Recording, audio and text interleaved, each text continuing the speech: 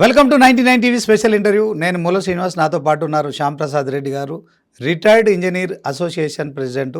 మొత్తానికి ఈ మధ్య కాలంలో కాళేశ్వరం అనే కథా వస్తువుగా రాజకీయాలకు అలాగే మీడియాకు, వాస్తవానికి కాళేశ్వరంలో నిజంగా అవినీతి జరిగిందా, లేకుంటే ఆ కాళేశ్వరం ప్రాజెక్టు అవసరమా, లేకుంటే దీంట్లో కేసీఆర్ తీసుకున్న నిర్ణయం తప్ప, లేకుంటే ఇప్పుడు రేవంత్ రెడ్డి ప్రభుత్వం అనుసరిస్తున్న వైఖరి కరెక్టా, ఇలాంటి అంశాలపై ఆయనతో మాట్లాడదాం. నిజంగా మేడిగడ్డ కుంగుబాటు కారణం ఏంటి, అదే క్రమంలో మరి అన్నారం కావచ్చు, సుందిల్లా బ్యారేజీలు పనికిరావా, గోదావరి నదిపై ఈ బ్యారేజీలు నిర్మించడమే తప్ప, వాస్తవానికి మరి ఈ యొక్క తెలంగాణలో సాగునీరు కావచ్చు, తాగునీరు కావచ్చు, సో మరి గోదావరి నుంచే లభ్యత ఉన్న నేపథ్యంలో ఒకవైపు కృష్ణా నుంచి మరి ఏపీ నీటిని తరలించుకుపోతున్నారని మరి కాంగ్రెస్తో పాటు మరి తెలంగాణ రాజకీయ నాయకులంతా కూడా మరి ఆరోపిస్తున్న నేపథ్యంలో ఇప్పుడు తెలంగాణలో మరి ఒకవైపు ఎల్నినో ముప్పు, మరొక వైపు కరువు పరిస్థితుల ప్రభావంగా మరి ఆయన ఏం చెప్తారు ఒక ఇంజనీర్గా.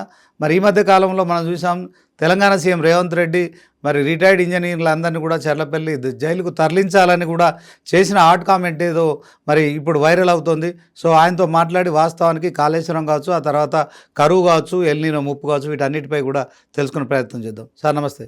నమస్కారం. సో ఓవరాల్గా కాళేశ్వరం ప్రాజెక్టు నేను ఒక సామాన్యుడిగా అడుగుతున్నాను sir, not a journalist, media person, ఇదంతా కాళేశ్వరం ప్రాజెక్ట్ అనేది ఇప్పుడు తెలంగాణకు అవసరమా లేదా చెప్పండి. అంటే ఏ ప్రాజెక్ట్ అయినా కూడా 1,00,000 కోట్లు ఖర్చు పెట్టి నిర్మించినటువంటి దాన్ని డెఫినెట్గా దాని నుంచి మనము ప్రయోజనం పొందాల్సిన అవసరం ఎంతైనా ఉన్నది. అది ప్రజా ధనాన్నితో కట్టినటువంటి ప్రాజెక్ట్ అది. కాబట్టి దాన్ని డెఫినెట్గా మనం దాని నుంచి ప్రయోజనం అనేది ఒక ప్లానింగ్ ప్రకారంగా ప్రజలకు అందియాల్సిందే. కాబట్టి అందులో గత ప్రభుత్వం ఏం చేసింది, అందులో కొన్ని వాళ్ళు మేజరు దాని యొక్క రిజర్వాయర్స్ కానీ, తర్వాత టన్నల్స్ కానీ, తర్వాత పంపింగ్ స్టేషన్స్ కానీ, ఇవి వాటి మీద కాన్సన్ట్రేట్గా కంప్లీట్ అయినాయి.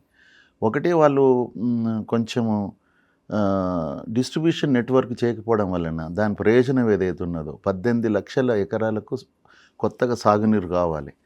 అందులో వాళ్ళు కొంచెం వెనుకబాటుగా అనిపించింది. మేము కూడా ఎన్నోసార్లు చెప్పడం జరిగింది. కాబట్టి ఏ ప్రాజెక్ట్ అయినా ఎవరి గురించి అండి, అసలు రైతాంగం గురించే కదా, ఏదో కాంట్రాక్టర్ల గురించో ఇంజనీర్ల గురించో కాదు కదా. మరి ఇప్పుడు రైతుల పొలాలకు నీళ్లు రానంత వరకు ఆ ప్రాజెక్టు లక్ష్యం నెరవేరనట్టే. కాబట్టి ఏ ప్రభుత్వం అయినా కూడా అంతిమ లక్ష్యము రైతాంగం యొక్క పొలాలకు ఆ నీరు చేరేటట్టుగా చేయాలి. చేసినప్పుడే ఆ ప్రాజెక్టు యొక్క ప్రయోజనం. కాళేశ్వరం ప్రాజెక్టు విషయంలో కూడా డెఫినెట్గా మనకు ఇన్ఫ్రాస్ట్రక్చర్ అంతా చేసుకోగలిగాము. ఇంకా కొంత రైతాంగం యొక్క పొలాలకు చేయవలసింది మిగిలి ఉన్నది. ఈ ప్రభుత్వం దాని మీద కాన్సన్ట్రేట్ చేసి కంప్లీట్ చేస్తే పేరు వీళ్ళకు కూడా వస్తుందని నేను చెప్తున్నాను.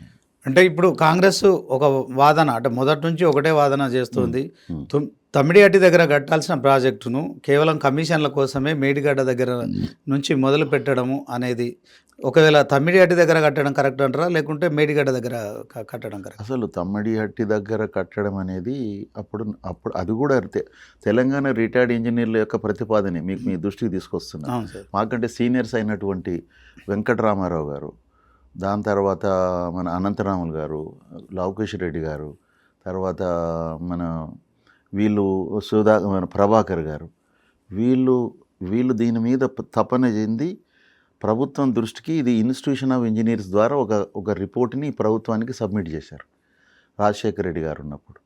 ఎందుకంటే ఎంత కరువు కాలంలో కూడా ప్రాణహిత నదిలో నీళ్లు చూసినటువంటి వెంకటరామారావు గారు దీన్ని మనము తెలంగాణకు ఎంత నీళ్ళు ఇక్కడి నుంచి వస్తున్నాయి, ఎక్కడ లేకున్నా కూడా దీన్ని ఎట్లనే చేసి లిఫ్ట్ చేసి మనము కరువు ప్రాంతాలకు తరలించవచ్చు అనే ఆలోచనతో మేము అప్పుడు సర్వీసులు ఉన్నాము. వాళ్ళేమో రిటైర్ అయి ఉన్నారు. వాళ్ళు చేసినటువంటి ఆలోచనే అప్పుడు సీఎం అయినటువంటి రాజశేఖర రెడ్డి గారి దృష్టికి తీసుకెళ్తే అప్పుడు అది ప్రాణహిత చేవెళ్ళ ప్రాజెక్టుగా నామకరణం చెందింది. దాని తర్వాత దానికి ఒక డీటెయిల్ డిపిఆర్ మన వ్యాప్కోసం చేయించేసి వర్క్ స్టార్ట్ చేశారు.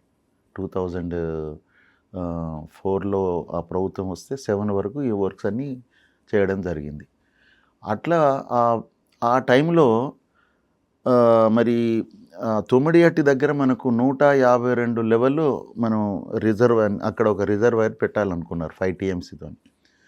ఆ 152 అనేది మహారాష్ట్రను ఒప్పించుకుంటామనేటువంటి ధైర్యంతో స్టార్ట్ చేశారు. ఆ రిజర్వాయర్ మీద అక్కడ ఉన్నటువంటి బరాజుని టచ్ చేయకుండా కెనాల్స్ ప్రాబ్లం లేదు కాబట్టి కెనాల్స్ స్టార్ట్ చేశారు. కానీ అప్పుడున్నటువంటి అక్కడ కాంగ్రెస్ ప్రభుత్వమే ఉన్నది, ఇక్కడ కాంగ్రెస్ ప్రభుత్వం ఉన్నది, సెంట్రల్లో కాంగ్రెస్ ప్రభుత్వమే ఉన్నది. ఎవరైనా ఊహిస్తే తప్పకుండా అవుతుందేమో అనుకోని. కానీ మహారాష్ట్ర గవర్నమెంట్ మేము 152కు ఒప్పుకునే సమస్య లేదనేది వాళ్ళు ఖచ్చితంగా చెప్పడం జరిగింది. ఈవెన్ అప్పుడు చవాన్ అని అశోక్ చవాన్ అనుకుంటా వారు సీఎం గారు, మన కిరణ్ కుమార్ రెడ్డి గారు సీఎంగా ఉన్నప్పుడు మీరు మా యొక్క అనుమతి లేకుండా అక్కడ మీరు కొంత డబ్బుని వెచ్చిస్తున్నారు, అది వేస్ట్ఫుల్ ఎక్స్పెండిచర్ కింద మారొచ్చు, మేము దానికి మేము ఇంతవరకు 152కి ఒప్పుకోలేదని ఆయన క్లియర్ కట్గా లెటర్ కూడా రాయడం జరిగింది. అయితే అప్పుడు తెలంగాణ ఉద్యమం చాలా పీక్ వచ్చేసింది 2009, 10, 11 ఆ ప్రాంతంలో. ఇక అప్పుడు ప్రాజెక్టుల కంటే ఎక్కువ తెలంగాణ మీదనే మనం కాన్సన్ట్రేట్ చేయడం జరిగింది మన నాయకులు. అది తెలంగాణ వచ్చేసింది. వచ్చేసిన తర్వాత తెలంగాణ అప్పుడు సీఎం తర్వాత ఇరిగేషన్ మినిస్టర్ ఇద్దరు కూడా, అంటే కేసీఆర్ను హరీష్ రావు గారు, మహారాష్ట్రలో అప్పుడు వీరు విద్యాసాగర్ రావు గారు గవర్నర్. వారున్న పీరియడ్లో 2 సార్లు 3 సార్లు కేసీఆర్ గారు, 3 సార్లు హరీష్ రావు గారు పోయి కన్విన్స్ చేశారు. ఎవరిని? ఇప్పుడున్నటువంటి ఫడ్నవీస్ గారే అప్పుడు సీఎం, కాంగ్రెస్ పోయి బీజేపీ వచ్చింది.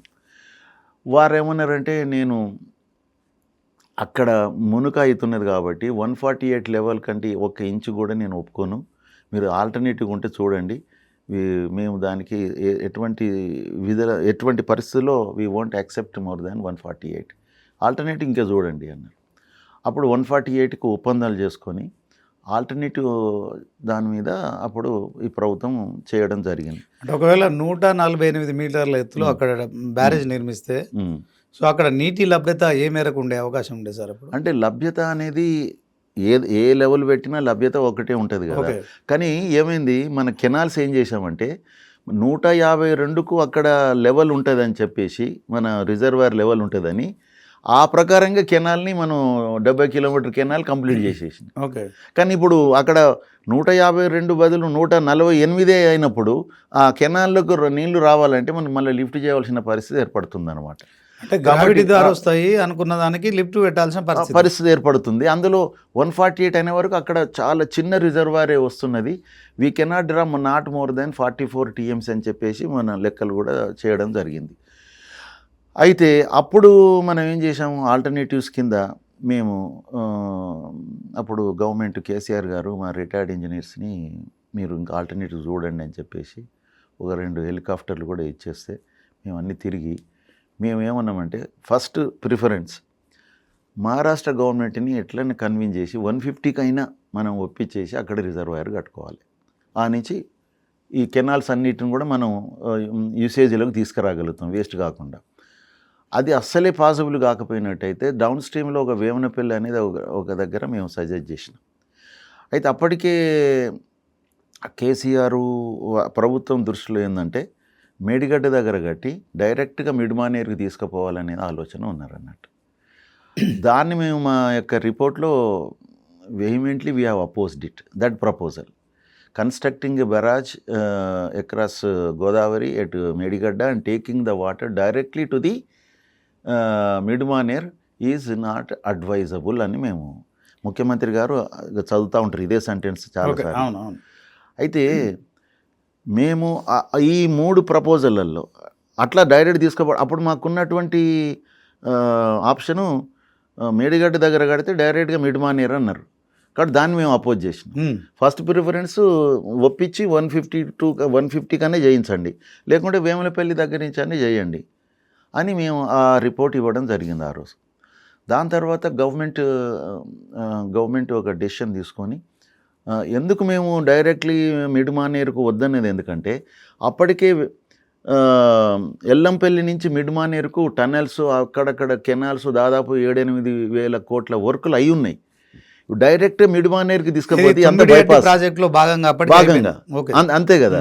అయితే అవన్నీ బైపాస్ అవుతున్నాయి అనేది ఒకటి ఆలోచనతోని మేము we try to convince the government not to bypass Yellampalli bypass చేయడానికి వీలు లేదని ఖచ్చితంగా చెప్పినాం మేము.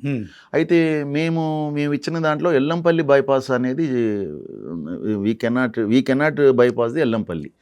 ఆ టైంలో వ్యాప్కోస్తోని వాళ్ళకు మాట్లాడి వాళ్ళతోని ఒక సర్వే చేయించినప్పుడు ఎల్లంపల్లిని మనం వాడుకుంటాం కానీ ఈ విధంగా రివర్ని మీదనే 2-3 బ్యారాజులు కట్టి తీసుకొని పోతామనే ఉద్దేశం మీద వాళ్ళు పెట్టుకున్నారు అన్నట్టు.